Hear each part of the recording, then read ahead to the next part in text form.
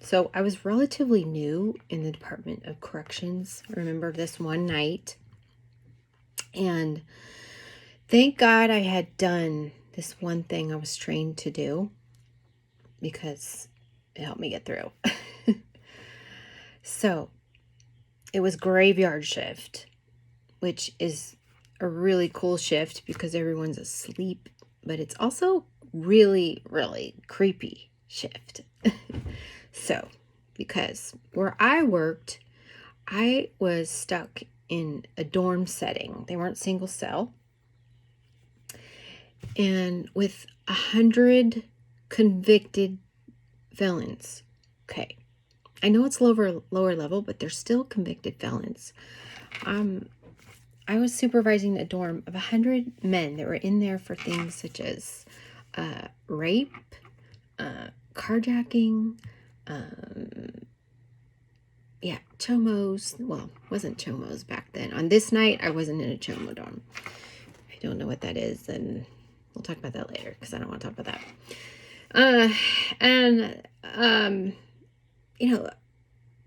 Some of these guys were really violent guys. They were just at a low level because they had been on their best behavior for an extended period of time. Prisoners, I don't like calling prisoners, inmates, people that are incarcerated, they get to go to lower level prisons the longer they behave. So just because I was at a level 2 doesn't mean I wasn't in there with murderers and rapists. I did what many officers don't do, is I read files. We're allowed to read files, but we don't have to. We're actually encouraged not to so that we treat them fairly. But now I can say that I don't work there. I don't believe in that. I want to know what I'm working with, who I'm working with, and that gave you a good idea. Of course, a story written by an officer does not, it's one person's perception, but it sure is some really significant details to balance with your opinion of who you're dealing with. And being a female working in corrections, I think we ought to know what we're dealing with. Based on our size, no matter how many weapons we have, we're even more reliant on our brain and the way we carry ourselves. So we really got to use our brain because it's a no-brainer that being in a dorm with 100 men are just physically stronger. There's no way around it. So I think it's super important to know what is going on in their brain, what they're in there for, what they're capable of, anything. But anyway, this one night, I was relatively new, and it was dark, and it was super, super windy, violent windy, like, where the windows are shaking, and there's all this noise, and while the guys were sleeping. And I was walking, doing my count. I don't remember which one, but it's very, very late. Very late. Doing my count. Or no, I wasn't doing my count. Pardon me. I wasn't doing my count because I didn't have any cover. Whenever we count 3 times a night. We always have cover when we're supposed to. And because they can play games on us. They can move racks. or if we have trouble, we got to have cover while we're walking in the middle of that dorm counting. But I didn't have cover, so I must have been doing a security check or something, because you do random walks, random security checks, because I was alone. I was all alone in this dorm. It's pitch black. It's just a creepy, creepy night because of the wind. The wind is just violently blowing. The windows are rattling, and it's just kind of crazy.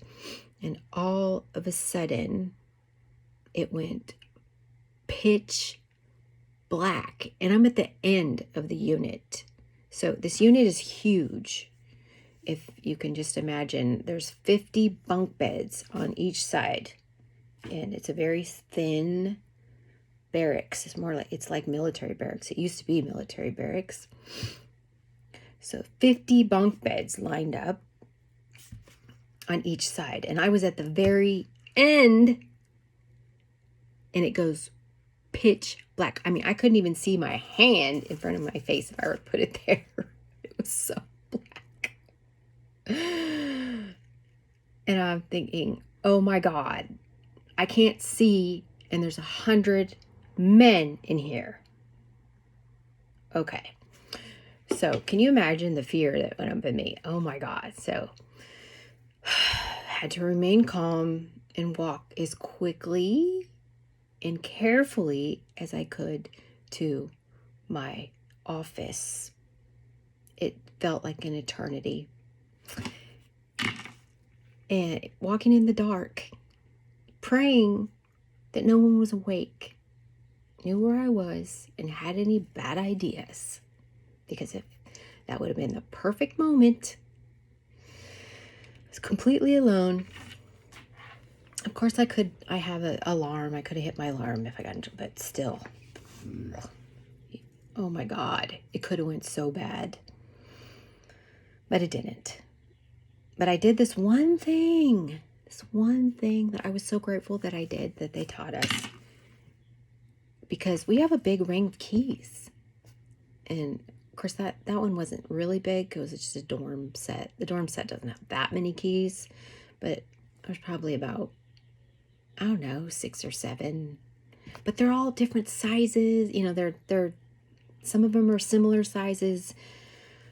So in the dark, I would not have been able to know a key. Oh my God. But they teach us, train us to memorize the feel of your keys. What keys what? By the feel. And I thank God that I did that.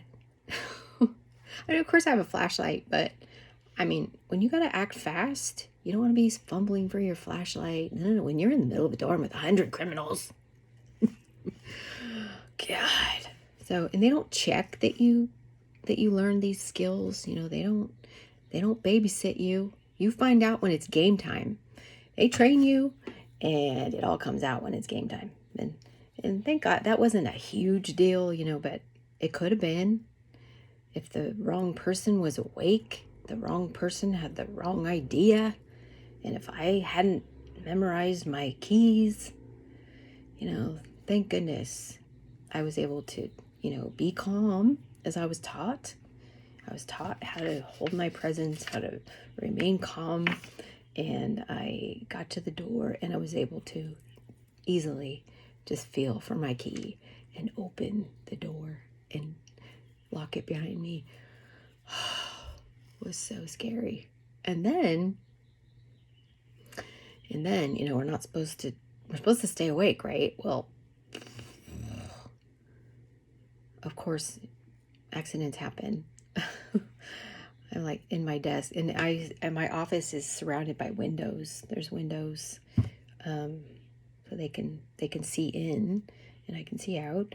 And I was sitting at my desk, and I had, I hate to say, nodded off, and when I opened my eyes, there was a guy at my window like this, just staring at me. It was the weirdest night ever. Ugh. I just opened my door. I go, what do you want? What? But inside I was like, oh my God. Weird night.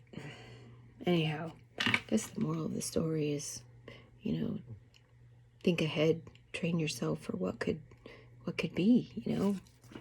Memorize those keys if you can't see, feel them, you know. And they always taught us to anticipate situations that could happen, you know, and be ready and have systems in place for that. It's a really good purpose for prison is it's structured.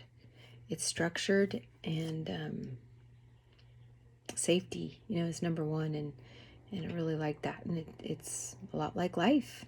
You know what? Our safety is number one. And anticipate what you could run into and be ready. Always have an egress route, a plan if stuff hits the fan. Love you guys.